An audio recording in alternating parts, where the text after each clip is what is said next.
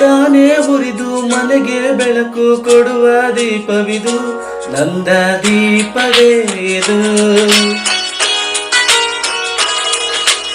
ಆಡಿಸುವ ತನ ಕರುಣೆಯ ಮೇಲೆ ನಮ್ಮ ಪಾತ್ರವು, ಸಮಯದ ಸೂತ್ರವನದು.